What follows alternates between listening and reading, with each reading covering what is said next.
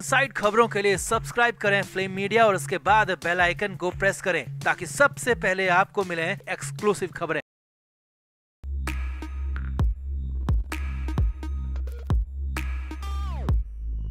जब से संजय राउत जेल की चार दीवारी से बाहर आए हैं तब से ही संजय राउत कभी कभी बेहद अजीब बर्ताव करते हैं। अचानक से गुस्सा हो जाते हैं, कभी हंसने लगते हैं, फिर जोर से बोलने लगते हैं तो कभी कुछ और हरकत। मगर फिर भी अभी तक पत्रकारों को कभी राउत के बर्ताव पर इतनी हैरानी नहीं हुई जितनी हैरानी 28 जनवरी को हुई प्रेस कॉन्फ्रेंस में हुई। दरअसल इस प्रेस कॉन्फ्रेंस में संजय राउत अचानक से यूपी के पूर्व मुख्यमंत्री और सपा के दिग्गज नेता स्वर्गीय मुलायम सिंह यादव पर बुरी तरह उखड़ गए। मगर जब सवाल यूपी के मौजूदा मुख्यमंत्री से जुड़ा आया तो राउत की बोलती बंद हो गई।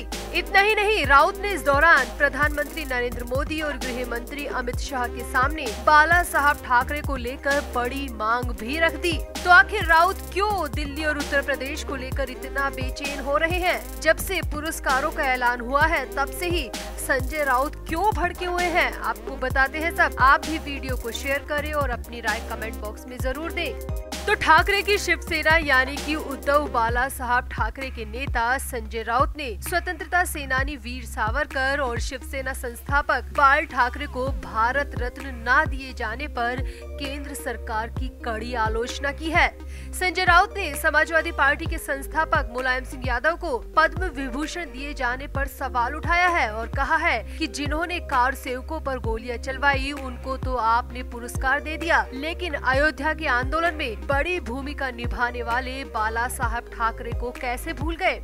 दरअसल गणतंत्र दिवस के मौके पर पुरस्कारों के ऐलान के बाद से ही संजय राउत बुरी तरह बेचैन थे और उन्होंने इसी मसले पर अपनी राय रखने के लिए 28 जनवरी को प्रेस वार्ता का आयोजन किया, जिसमें मुलायम सिंह यादव पर जमकर भड़ास निकाली और केंद्र सरकार के फैसले की कड़ी आलोचना भी कर दी। प्रेस कॉन्फ्रेंस के दौरान संजय राउत ने कहा, मुलायम सिंह यादव देश के बड़े नेता थे, रक्षा मंत्री थे, 3 बार मुख्यमंत्री रहे, समाजवादी आंदोलन के बड़े नेता रहे, लेकिन इसका मतलब ये नहीं है कि उनके गलत कामों को भुला दिया जाए। राउत ने आगे कहा, मुलायम सिंह यादव और शिवसेना के बीच हमेशा से मतभेद रहे, क्योंकि जब अयोध्या का आंदोलन चल रहा था तो मुलायम सिंह यादव ने कार सेवकों पर गोलियां बरसाने के आदेश दिए थे। राउत ने मुलायम सिंह यादव के बयान को बोलते हुए कहा कि उस वक्त मुलायम सिंह यादव ने कहा था कि और कार सेवकों को गोली मारनी होगी तो वो पीछे नहीं हटेंगे और किसी भी कीमत पर बाबरी मस्जिद की रक्षा करते रहेंगे।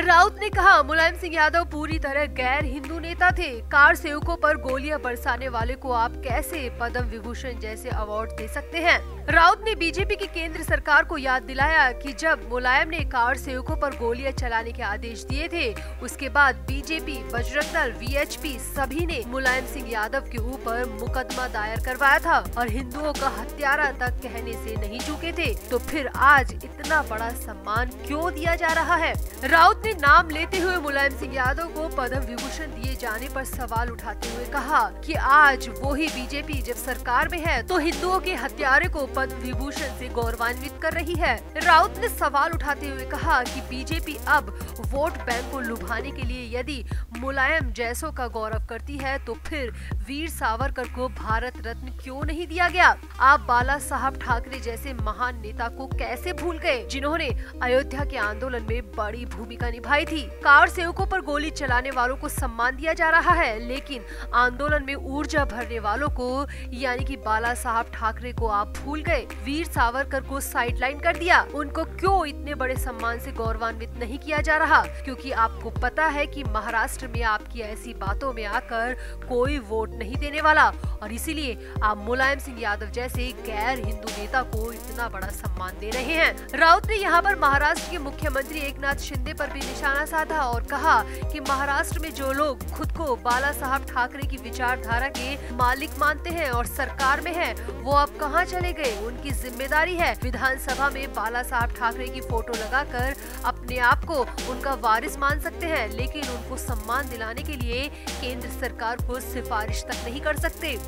महाराष्ट्र सब देख रहा है और इसका जवाब सबको जल्द ही मिल जाएगा। अब यहाँ तक तो ठीक था, मगर इसके बाद जो हुआ वो देखिए। प्रेस कॉन्फ्रेंस में मौजूद कुछ पत्रकारों ने राउत से उत्तर प्रदेश के मुख्यमंत्री योगी आदित्यनाथ के सनातन भारत का राष्ट्रीय धर्म है वाले बयान पर रिएक्शन जानना चाहा, तो सवाल सुनते ही राउत बचते दिखे।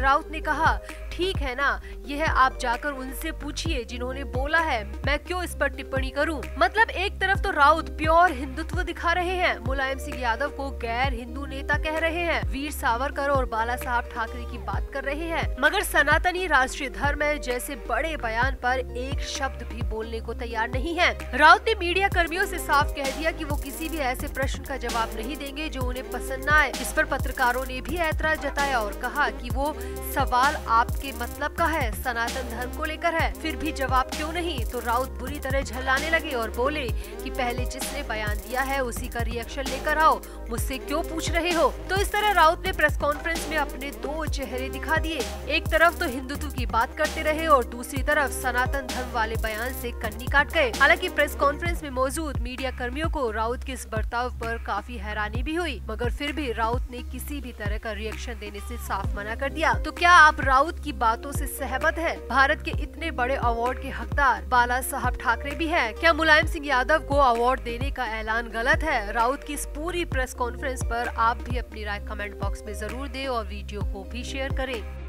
तो महाराष्ट्र की सियासत में जून के महीने से मचा घमासान खत्म होने का नाम ही नहीं ले रहा और उद्धव ठाकरे सरकार का जाना, एकनाथ शिंदे की बगावत, शिंदे का मुख्यमंत्री बनना और संजय राउत का जेल जाना और भी बहुत कुछ महाराष्ट्र की जनता ने पिछले 6-7 महीनों में देखा है। मगर जो फिलहाल खलबली मची हुई है वो है पूर्व मुख्यमंत्री उद्धव ठाकरे और मौजूदा उप मुख्यमंत्री देवेंद्र फडणवीस की मुलाकात को लेकर, वो भी मातोश्री यानी कि ठाकरे के घर में हुई सीक्रेट मीटिंग को लेकर। अब मुलाकात में क्या क्या बातें हुई ये आपको बताएंगे, मगर इससे पहले आपको देवेंद्र फडणवीस का वो बयान बताते हैं जिसमें देवेंद्र फडणवीस खुद मातोश्री जाने की बात को अपने मुंह से कह रहे हैं।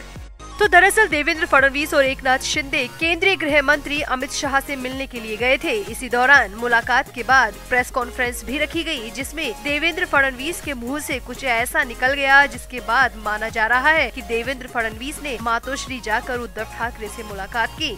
दरअसल प्रेस कॉन्फ्रेंस में एक जर्नलिस्ट ने पूछ लिया कि क्या आप विपक्षी नेताओं से भी मिलने जाएंगे, क्या आप उद्धव ठाकरे से भी मिलेंगे।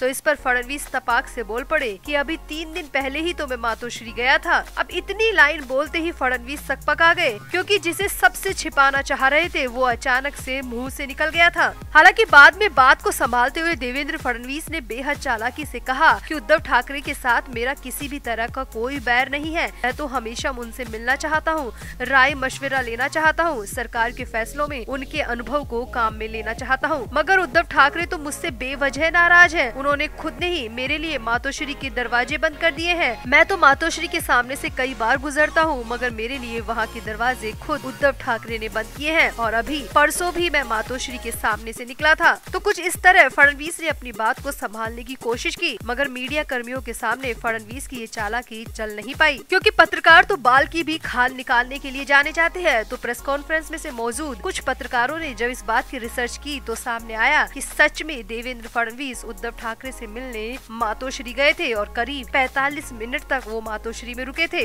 अलग अलग मीडिया संस्थान से आ रही रिपोर्ट के मुताबिक ये मुलाकात सोमवार यानी कि 23 जनवरी को रात के करीब 9:30 बजे हुई थी और 10:15 बजे तक ये मीटिंग चली थी।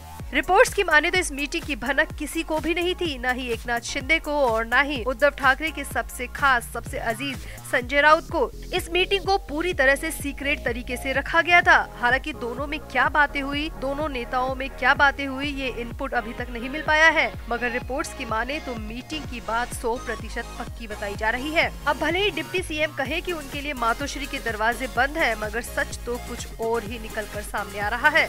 तो इस सच के बाहर आने के बाद एक बार फिर से महाराष्ट्र की सियासत में गर्मागर्मी हो गई है और पक्ष और विपक्ष के नेताओं के अलग अलग तरह के बयान भी सामने आ रहे हैं। हालांकि आधिकारिक तौर पर ना तो देवेंद्र फडणवीस और न ही उद्धव ठाकरे ने इस मुलाकात पर कुछ कहा है, मगर पत्रकारों के सोर्सेज से जो रिपोर्ट आ रही है वो यही है कि 23 जनवरी को दोनों नेताओं के बीच 45 मिनट की मुलाकात हुई थी। तो आखिर क्यों हुई इतनी गोपनीय मीटिंग? उद्धव ठाकरे और देवेंद्र फडणवीस के बीच कौन सी खिचड़ी पक रही है जिसकी भनक संजय राउत तक को नहीं लगने दी गई? तो आप भी सीक्रेट मीटिंग पर अपनी राय कमेंट बॉक्स में जरूर दें और वीडियो को भी शेयर करें।